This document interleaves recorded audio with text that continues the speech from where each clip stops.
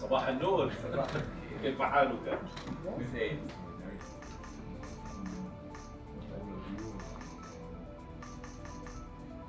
Hoping that it will be to last at least and it will give room for diplomacy, but I don't think so.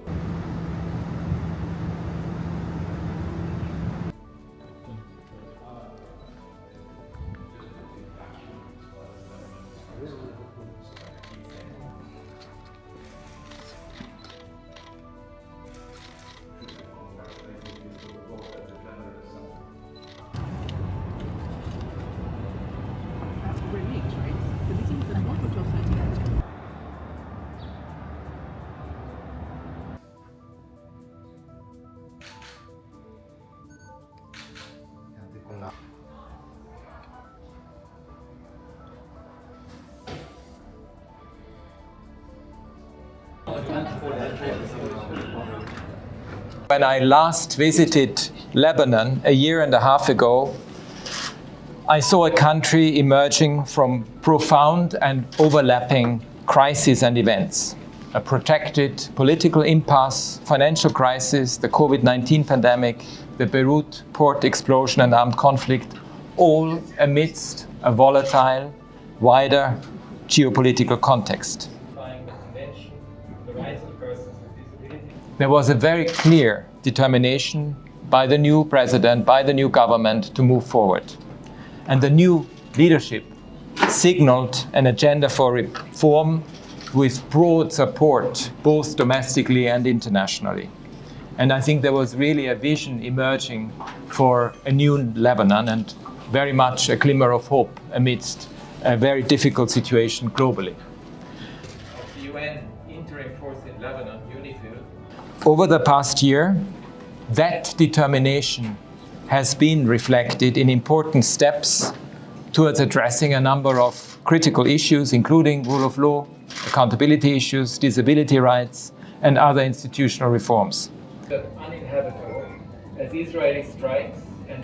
But the US-Israel-Iran situation ensnared the country earlier this year, triggering a re-escalation of conflict between Hezbollah and Israel. And the impact has not just affected this momentum, but it has been devastating for the people in Lebanon. We attempted to return home last week only. I am struck by the widespread damage and compounded suffering that I have seen. The trauma, the frustration and despair are palpable. But so too is the demand for justice, which I heard resoundingly. A victim who lost his mother and brother in Israeli attacks that attacked their family home in a residential building in Beirut told me, and I quote, "Even from this darkness, there is an opportunity. We are mobilizing in a way that we have not done before through documenting violations," and he called for accountability. And I express my deep, heartfelt solidarity with all victims.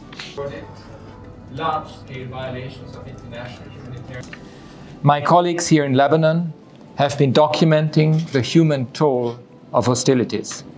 Continued Israeli airstrikes, shelling, and the use of explosive weapons in densely populated areas have triggered immense civilian casualties, widespread carnage, devastation, and mass displacement.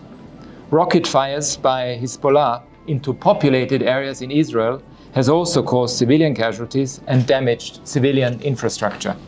Many journalists and media workers are among those killed. Since the 2nd of March, more than 4,300 people have been killed and 12,200 injured in Lebanon, according to figures from the national authorities. More than 135 healthcare workers, as well as many journalists and media workers, are among those killed.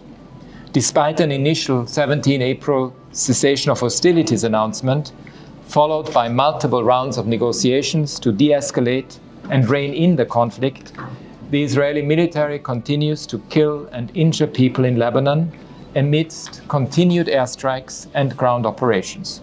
Areas in Israel has also caused civilian. My office has recorded large-scale violations of international humanitarian law, some possibly amounting to war crimes, and under certain circumstances, they may also constitute crimes under international law. Continued Israeli airstrikes. I announced an impartial and independent assessment mission in June, as agreed with the government of Lebanon. And this mission has already deployed to Lebanon, and its members are currently on the ground collecting information and evidence on alleged violations and abuses of international human rights law and violations of international humanitarian law committed by the parties to the conflict in the country since the 2nd of March. We are mobilizing in a way that we have not done. Ongoing, much welcome reform efforts to advance judicial independence and the rule of law will be critical to strengthen the trust in state institutions.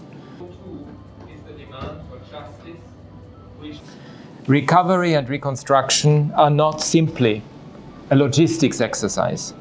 The relationship between the states and all its citizens needs to be strengthened to address perceptions of division and exclusion, and this was a concern relayed to me in particular by victims from the South.